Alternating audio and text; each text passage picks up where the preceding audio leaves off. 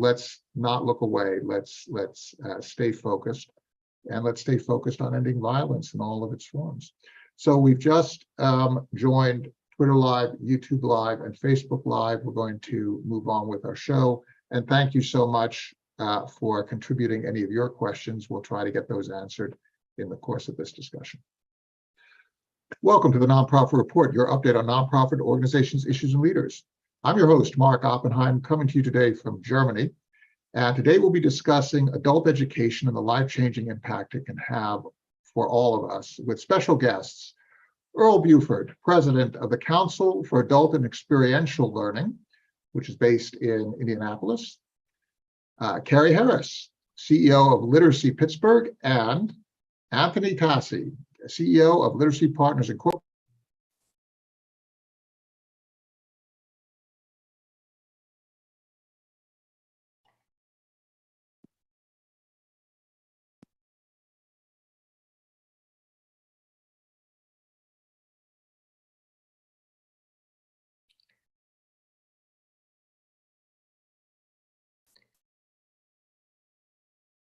Mark, I think you're muted.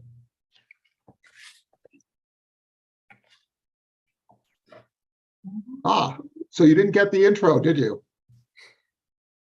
Okay, let's try this again. I'm going to read the intro for all of you. I'm sorry for the issue here. Welcome to the Nonprofit Report, your update on nonprofit organizations, issues, and leaders.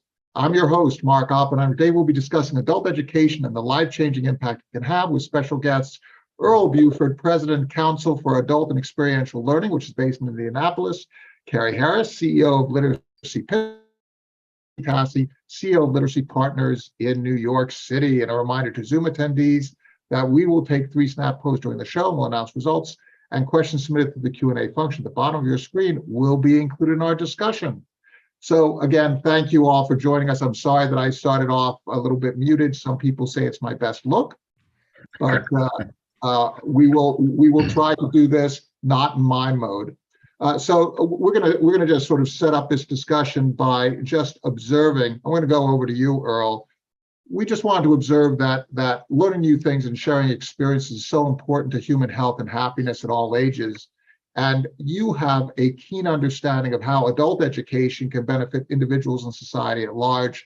It can be a game changer. So Earl, let's talk about the view from your seat in Indianapolis and the work of the Council for Adult and Experiential Learning. How do you see this ongoing need for education, particularly in this new economy, given some of the challenges that we have in America? Yeah, first of all, thank you, Mark, and everyone for having me on this. I'm in Seattle, so but it's early morning, so I'll say this morning. Oh, okay. And part of that is we're a national nonprofit, so I'll give the details of who we are and what we do. But we are a membership organization steeped in credit for prior learning, steeped in systems connection work on behalf of adult learners. So that's what we've done since 1974. While we were based in Indianapolis, prior to coming to Cale a year ago, I was in charge of the workforce board and workforce system in Pittsburgh, and Carey is one of my former board members. So Carey and I have the privilege of doing lots of great projects together, and we'll continue to work together, as Cale is also, just while we're based in Indianapolis, part of Strata Education Network, where we've just opened the Pittsburgh office as well. So our work is really a strong amount of work. We focused on the adult learners and the higher education systems, and great employers, great workforce and education partners like Carey in that region as well. Back to the question, as I ramble on. Yeah, it's what we've done for a long time, but it's really more important now than ever for a couple of reasons. One, with the Great Resignation and the myriad of disinformation about career pathways and how individuals can get back into the world of work or grow in the world of work. It's really important now to make sure they understand all the unique pathways through education, through workforce systems and all that. So that's one. It's really a roadmap that's easy for folks to understand. I know Carey will get into that, and Anthony probably will as well. So our job at Cale has been more than anything else to make sure that these great systems understand or need assistance in developing these quality roadmaps for adult learners to know how to the off and on ramps well, to really know what the on ramp looks like moving forward. And I know I'm talking in in less detail, but I think our Well, listeners get no, the idea. this is a really important point. So the on-ramp, if you take a look at the on-ramp in traditional education, it's going into a classroom, it's sitting in a desk, it's looking at a blackboard or a whiteboard or whatever, and it's sitting there listening to somebody talking in English in paragraphs, right? Not so much interaction. Then you get an assignment, right? That's traditional on-ramp. But that on-ramp excludes a lot of people. So experiential learning, what you're saying is that particularly when you're dealing with adults, right, you have to basically meet them where they live. Is that your experience as well, Carey? And Anthony, I'd love to have you join in, because it seems that what we're talking about is different regions of the country, but we're not really talking about different regions of the country. We're talking about everybody in the world, right? Aren't these points true for anyone everywhere? Yeah, absolutely they are. These are sort of the way adults learn, regardless of what part of the globe you're on, is by experience. I would say in our work, we call our students those left behind and those that have just arrived, but they never, ever give up, right? So our folks would have not had success often in a K-12 system, and or they might be newcomers to the United States as adults. They might have been newcomers as children and didn't do well in the K-12, or just lack some basic skills. And so we see ourselves really sitting in that critical space, like the safety net between K-12, higher ed, and work. And for all folks who are struggling to make that transition, or for whom that transition would not be easy, that's our people. And so we're offering English language, reading, writing, speaking. We do basic skill brush up. If you have a high school diploma, we will offer you, brush up math, reading, what related to your sort of industry, career interest. We'll help you get your GED. We'll help you prepare for citizenship if you're foreign born. But ultimately, our goal is to sort of reduce the friction between where you are now and where you want to be in terms of a contributing member of this economy. Our students, many are mostly working already. They're often in low skill work, but they're looking to grab onto middle skill work. And so they recognize that they need some additional skills to do that. So that's what we're here to do. Anthony, I just love Carey's characterization of persistence, this idea of never giving up. I met somebody who came into Literacy Volunteers in New York City. She ran a jewelry manufacturing business. She held all the receipts, all of the numbers in her head. She couldn't read.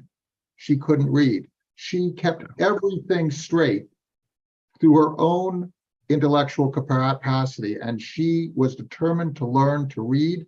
She ended up giving a speech at the United Nations at one of their literacy conferences. She had come, but she never gave up. Anthony, talk about the profile of students, because it's really important for us all to understand what the profile of your students are and the profile of those you serve. Yeah, thanks, Mark. The way it comes to me is, corporate America and our society at large is really focused on artificial intelligence. Like, you can't pick up a newspaper or turn on the news without hearing something about artificial intelligence. But there's actually something more powerful than artificial intelligence in our society, and that's inherent intelligence. And I think what both Carey and Earl have spoken to in the anecdote that you spoke about with the jewelry maker is really that we have millions of adults in America that are simply off the grid, right? And it's millions, right? It is millions. What are the numbers? Earl, do you have who has the numbers? It's changing so often. Recently I heard there were 10 million Americans who have college credit but haven't completed. So that's one group. Then there's the gap between those employed and those unemployed. I mean, there's so many numbers, but they're all in they're all high Billion. digits. Just put it that way. It's a very high proportion of adults, right, Anthony? Well, for New York City, which is where I really know the data best, we're talking about, to begin with, we're talking about 400,000 adults without a high school degree, born and bred in the United States with no high school degree. Then we're also talking about another 1.6 million immigrants who have limited English proficiency. Half of them don't have a high school degree, half of them do, right? So in New York City, that is up over 25% of adults don't have sort of what we consider the basic skills for a family sustaining job. And so those individuals, it's just a systemic mismatch in our economy right now, where we have huge stores of human capital that are not being deployed effectively or efficiently. And the cost, that cascades down through the generations, because if a parent is disadvantaged in that way, or a grandparent, that has effect on the child, right, Anthony? Absolutely. It's the biggest predictor of school success is the literacy levels of the parent. And that's how, every nonprofit faces a challenge in focus and being student, community centered, really meeting people where they're at, but also being very focused to your core competency. And that's how we answer that question, is focusing on parents, because you help to solve today's problem today with what Earl and Carey are talking about, getting people, helping them to make their way in the economy better post-pandemic, but then also looking at the next generation, because of that high predictive value of literacy culture in the home is what's going to drive the early academic performance. The early academic performance is what's going to drive the high school graduation rate, and so on and so forth, right? Now, is this a systemic response or systematic response to a systemic problem, Earl? Are we basically saying that, look, we've got a problem, we have a multi-generational problem, we need to attack it multi-generationally and meet people where they live? Is that sort of the founding idea of ensuring that we have grand participation of all people and not have this capability be an impediment to Americans and others participating in the daily life of the country? Yeah, we at Cale say adult learners are the lifeblood of our economy. And if we uplift adult learners, we feel that you're uplifting entire communities. And so that's why I think that's the core. While Anthony brought up a really good point about there's so many different pods of numbers of disconnected individuals, from non-diploma to non-degrees to all those things, just labor market participation rate, all those things. But if we look at the adult learner as a community effort, and then think about how to connect these systems better, will we solve the scale on this? I'm not sure, but it's better than what we're doing right now. That's kind of my unscientific approach to it. So that's why a lot of our work is really about literacy partners, employers, systems, higher education, how we help them, how we honestly broker them to work together in some meaningful way. And it's been a lot of our lifeblood of our work. And it seems like this particular issue is one that can finally finesse, and hopefully, another issue is sort of the attacks on school children, right? Finally finesse these divisions, because to me, it doesn't matter whether you're in a blue state or a red state, or you're conservative or liberal or whatever, or progressive, whatever you want to call them, whatever political color we have. If you see somebody who can't read and you need employees, right? You need people who are engaged, right, Carey? I mean, it doesn't matter. We can all agree that has to be solved, and there are real solutions. So let's talk about what those specific, let's deconstruct some of your programs and how you get, first of all, identify people with needs, and then how you respond to them, so that you're responding to different cohorts, right, with their different needs. Right. I think in some ways it doesn't matter, right? There's lots of reasons people might need to be in that safety net of adult education. But there's lots of people that do quite well in K-12, and they come out and they still need brush up before they need a math brush up before they go take the apprenticeship exam to be a steam fitter, right? We need to have an answer for that. And that's what adult education does. Without making you go take a college class, you can get some brush up so that you can do well on that apprenticeship exam, and boom, then you're suddenly grabbing onto a very up middle skills work and a very sustainable life path. So I think it could come that way. The other place it comes is from employers themselves, as you indicated.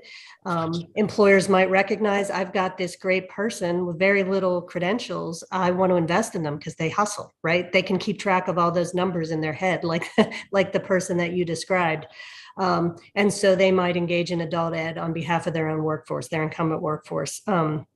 And so we've done work like that where we'll go in and teach language, English language, tailored to the vocabulary needed on the job. And employers track those folks that take those classes, and guess what? They stay and they get promoted within the company. So it can come from the job seeker themselves. It can come from the employer recognizing an opportunity, and it can come from the parent.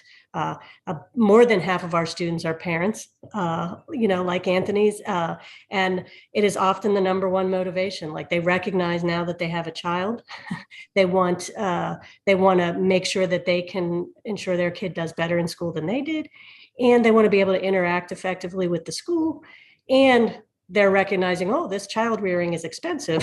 Let me figure out how I'm going to advance myself career-wise. So change can come from anywhere. That sort of trigger that sends somebody into adult ed can come from lots of places. And it's a system that needs to be here to make the rest of it work, right? To make the workforce system work, to make higher ed work, to make work for more and more people.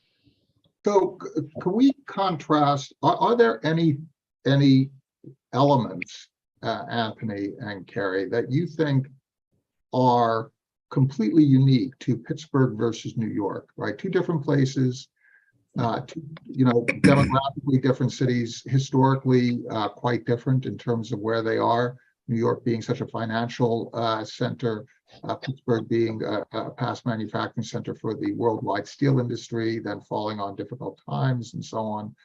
Do you think that your programs are very similar, quite distinct? Do you feel like there are aspects that are completely unique, or is this the kind of situation where different literacy programs, different places can actually share a lot of their intelligence together? Anthony? Yeah, I would say much more the latter, Mark. There's no one size fits all in this field or any other, probably. But this is definitely, there are best practices that I think organizations have learned over the years. There are guiding principles that we have figured out and we've learned from other organizations. And the Pittsburgh context is very different from the New York context. But a lot of what Carey is saying is really resonating with me. I got to tell you, she sounds like, she just runs a fantastic program. And what makes her program fantastic is both her attunement to local culture, her connection to local community, and reading of local opportunities, that married together with really solid practice, that's rooted in evidence and that has years of professional experience to back it with. And so I think that those two elements together, you can probably run successful programs in just about any city or town in America. Earl, how do you see it? Do you feel like you have to idiosyncratically shape different programs or collect different data, or do we have such commonality in this issue across America that we can actually rationally share and benefit from the experiences of all these different smaller organizations that are trying to serve the same purpose? Yeah, great, fantastic question. And Anthony earlier point about Carey's program, it is fantastic. I'm one of our board members, so I'm happy to hear you say that. So we do really work together. But that relates back to the question, Mark. It's a combination of all the things. So we look at programs. We also look at do research and look at the innovations of certain programs and around certain sectors. And one of the reasons I say that story is when in our honest brokering work that we do with these systems or pillars I mentioned earlier, it's really important that we know who on the ground is doing what so that we get to connect again. So when I work in Pittsburgh, Carey's right in the centerpiece of that, because as we're working with higher ed and community colleges on one end and employers on the other end, she's already doing some of that work. So it's like, well, what can we do to support what's already happening, as opposed to come to town and on our horse saying we're gonna change your whole system. Well, no, that's not. There's already great things happening. They just may not talk to each other. Plus, let alone share data that shows impact.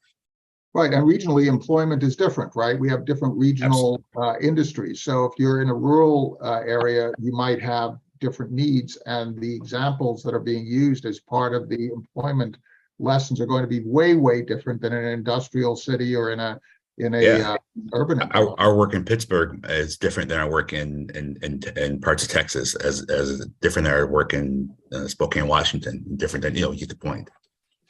We can learn from each other, though. I would just offer two thoughts. One is, early in my tenure here, Earl organized a site visit to Milwaukee, and we learned about a program they were running with the workforce program and their adult ed provider, where people were getting a pre-apprenticeship certificate and a GED at the same time. Brought that back to Pittsburgh, and now we developed our own version of that. So again, sort of connecting the dots on what was right for our context, but wouldn't have even thought of it had I not had the opportunity to learn from the Milwaukee group. Similarly, I'm thinking about Anthony and their focus on the family. We have a small fledgling family literacy program. I can only imagine how much we could learn about what I can see as a very sophisticated approach to a two-gen model. Right. We're sort of hoping that it catches, for the most part, for the parents, that the K-12 connection happens. I know we have a lot to learn from what Anthony's doing in New York.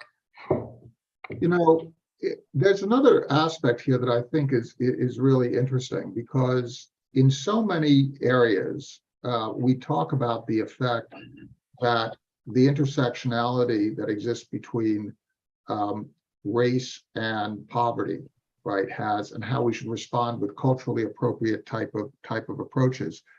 It seems here that we have that interplay with some very, very transportable approaches across these different bounds. In other words, if you're educating people who speak languages coming out of Asia or languages coming out of Central and South America, right? And you have different cultures. There's a lot here that's applicable, regardless as to what the background is. If you're talking to somebody where English is a second language, there are a lot of the lessons learned that can be applied across different ways. Are you all finding this as well, in that you have to also balance the difference with the similarities and shape programs informed by both sides of this, Anthony? Yeah, the way it comes to us, Mark, is really we take a trauma-informed approach. And what that means is an active listening, a listening first approach, a community building approach, a confidence building approach, a competence building approach, and so on. And the reason we do that is because adults who are not reading and writing above a 6th grade, 7th grade level, immigrants that are not able to speak the dominant language, they have experienced massive trauma in their lives, right? And like the migration, there's a narrative in the United States about this is the best place to be and it's welcoming to everyone. That may be true, but it's a traumatic event for people who have been forced off their land due to climate change, forced off their land. Lack of accessibility, or the circumstances by which you actually get to this country and so on. Very often in those cases, it traumatizes people. They go through added stress that people who have not had to go through those experiences. So trauma is not an event. It's just the accumulation of that's what you're saying. It's the accumulation of these experiences. You couldn't access, you couldn't read, you can't understand those little micro things that happen. I mean, there are traumas with a capital T and traumas with a small t. Mm-hmm. And one of the systemic drivers of, trauma is not evenly distributed across the population. Right. And that maldistribution is what we call oppression, right? And then one of the biggest drivers of oppression is racism. So we think our work in adult education and family literacy, we think our work is primarily addressing racism, right? That's the core body of our work. And we don't address it by teaching people non-racist language. We don't address it by, ticking off a number of items. How we address it is by understanding racism as a traumatic experience, intergenerationally traumatic. And that lens of viewing the opportunity for healing, that viewing the opportunity for growth, and understanding that inherent intelligence has been suppressed, inherent capacity has been pushed to the margins. And the process of bringing that all front and center in a supportive process, that's a process, that's a methodology that works across many, many different cultures, right? So we don't try to find, what's similar about Vietnamese to African American. We don't try to, that's not our approach. Our approach is really to understand that we're here to support each other, and that in unlocking the inherent potential for education and learning, you're actually tapping resiliency, as we've mentioned here, right? You're tapping persistence, you're tapping a process of healing, which is what we in the education space really call trauma-informed approach. So that's how we view bridging these apparent gaps and these apparent differences, is really to focus on this core process. That's just so fascinating. Earl, you look like you wanted to say something. I was just sort of. No, I was just really enjoying Anthony's approach and Literacy Partners' approach. So you really saw joy in my face, and because that's still not the norm. Even though we talk about trauma-informed approaches, you don't hear it as profoundly as Anthony just laid out. So that's my expression you saw. And Carey, you also seem to be an active supporter. It's interesting for people who don't understand the language that insiders use. I loved, Anthony, your description of the capital T and the small t, right? Those little things, and it just strikes me that America is the only place where we look at multilingualism as something to be frowned upon. I don't get it. I speak a couple languages. I wish I could speak Spanish. I don't speak Spanish. It's such a huge language in the United States. And if I could speak 5 languages, darn it, I would speak 5 languages. Carey, how do you honor the multilingual side of the people who come to you, so that while you might be teaching English as a second language, that it is not done in a way that is in some way disrespectful to the language and communication modes that people already have, that you're uplifting, you're honoring culture without trying to hide it. I mean, if you take a look at the history of how Native Americans were taught English, and with this idea of destroying their traditions and creating disrespect amongst generations and so on, you could actually see that happening out of good intent. How do you, Carey, ensure that that is not the approach that is taken forward in Literacy Pittsburgh? Yeah, that's a great question. I mean, I couldn't have articulated it as beautifully as Anthony did, but we are centered on the strengths of the students, what they're bringing. And so we call our program English language learning, because we're not assuming it's your second language. It might be your third or your fourth, and it is not something it is something to celebrate, everything that you bring to the learning process. And so our classes, our English language learning classes, might have people from 20 different countries in them, and they will very much be a celebration of who you are, right? That is it's one of our core values. Everybody is bringing something amazing to the classroom, and it becomes, I mean, if you've ever get the chance to sit in an ELL class, do it. It will feed your soul, right? To see what people are bringing, how much they're loving being together and trying to crack the code of what it means to be an American together. They're celebrating each other's cultures. They're, bringing food to class, and, the instructor will often organize a lesson around different cultural traditions, but it's just an opportunity to teach English, right? We'll try to build the lessons in those kinds of ways, and that's just a small example of how we're celebrating what everybody brings to the table, and not trying to whitewash it literally with some crazy idea of what it means to be an American. And whether you just need to, whether your first and only language is English and you just need to brush up on your math skills, or you need to improve your reading skills, all of these different services are there for you in order to allow you to engage. You'll find a friendly and understanding group of people who themselves have had their own challenges. And if you can volunteer at one of the various literacy programs that are certainly in your town, no matter where you live in the United States, there is a literacy program there for you. Earl Buford, president of the Council for Adult and Experiential Learning, based in Indianapolis, national organization. Carey Harris, CEO of Literacy Pittsburgh, a great, great city, and another great city, New York City. Anthony Tassi, CEO of Literacy Partners. Thank you so much for helping us to understand this really complicated topic. You've just made so much clear. Thank you, participants, for attending. Thank you, attendees, for helping me with your prompts. Everybody stay safe and take care. Thank you. Thanks a lot.